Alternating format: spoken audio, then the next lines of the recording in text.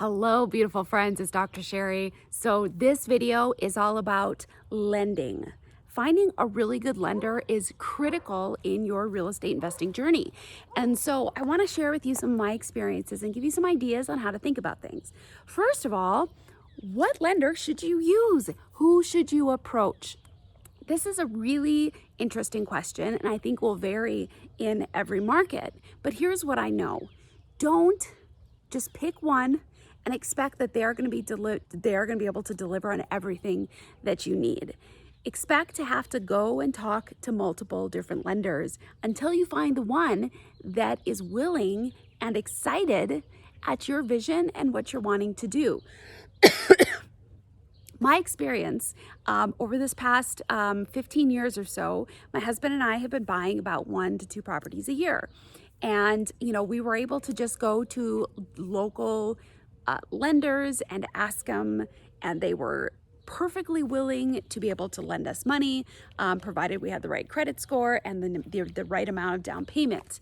Where things got interesting is at about 6 months ago, or maybe more, about 9 or 10 months ago, we really dialed in and said, hey, you know what? This year we want to go big. We want to double our portfolio. We want to do much more things and a broad variety of things that we've never done before. And so this is what I did. It worked. I encourage you to take this as an example and to get you to think about things, but you might need to tweak it a little bit. Now, this idea I did not actually come up with. I got this from another investor who I've known for a while, and we kind of swapped stories. I put together a portfolio presentation, and so it was about maybe 6 or 7 pages long. One page I had, well, who am I? Who is my husband? A little bit of our backstory.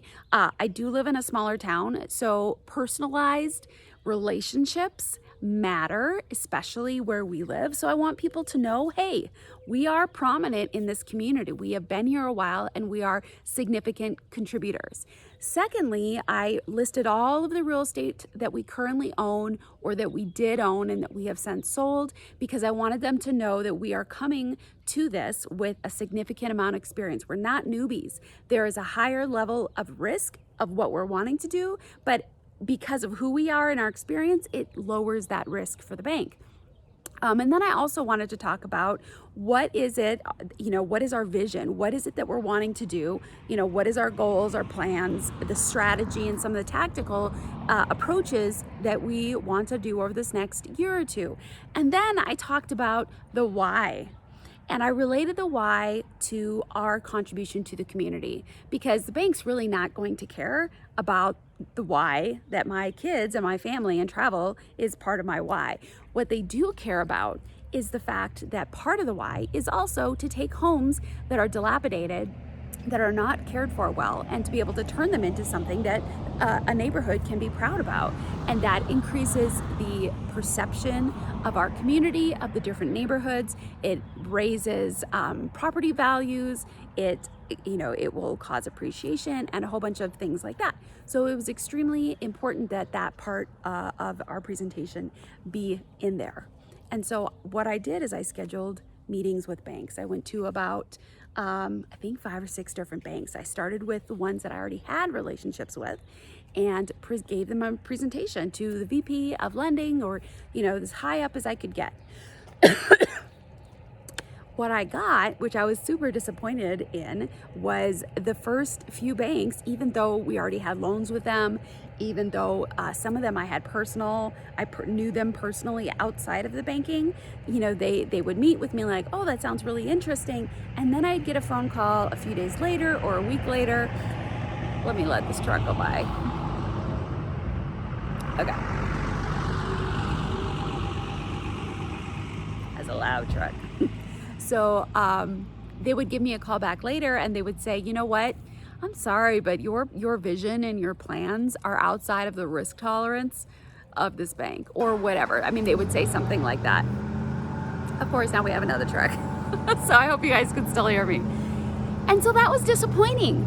But what that made me realize is that every bank has a different vision of what their client's portfolio is going to look like.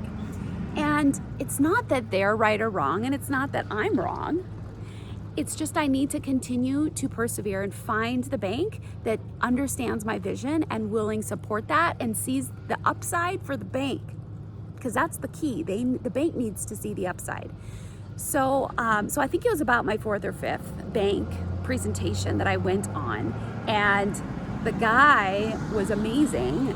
He's like, this bank, he was actually pitching the bank to me at the same time I was trying to pitch myself to him. And he's like, we are a big enough bank to where we can, do a deal that's 30, 40, 50 million dollars, but we're small enough to where we can make those decisions in-house. There's not a lot of layers of bureaucracy, and this is the perfect kind of bank that we need. Somebody that is able to act quickly, and there's not a lot of layers of red tape. So that is what worked out best for us, is kind of finding that sweet spot of a bank. So through that lesson, I would encourage you a few different ways. One is, when you're gonna approach a bank, come prepared. Don't just walk in your grubbies and maybe a business card, but not have a presentation prepared. I could tell, even though I got no's, that they were impressed that I had researched and I had prepared something specifically for that bank. So come prepared, do a short presentation to knock their socks off. Second of all, don't get frustrated and give up at the first, second, or 10th no. Keep on going, because a couple things will happen. One is, the more you do the presentation, the better you get at your presentation. That's sales, right? The more you do, the better you get at it. But secondly, you probably are going to find somebody that's willing to take a gamble on you. Whether that gamble is a real risk or, it isn't, because of your own experience. And there's different creative ways of being able to get funding. There's the traditional mortgage where maybe you need 25% down with the lender. You might do, live in the home first, in which case you'll be able to get an owner financing rate, which is amazing. And I wish we had known about that strategy when we first started buying houses. Maybe you can get a line of credit that is secured through some other assets.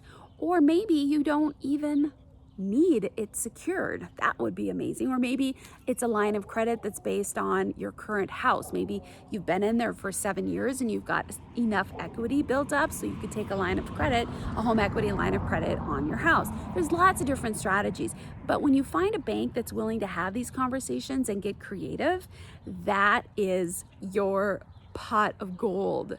So keep on asking the questions until you get there, until you find somebody who raises their hand and said, yes, I believe in you, I believe in your mission, and I'm totally willing to help you.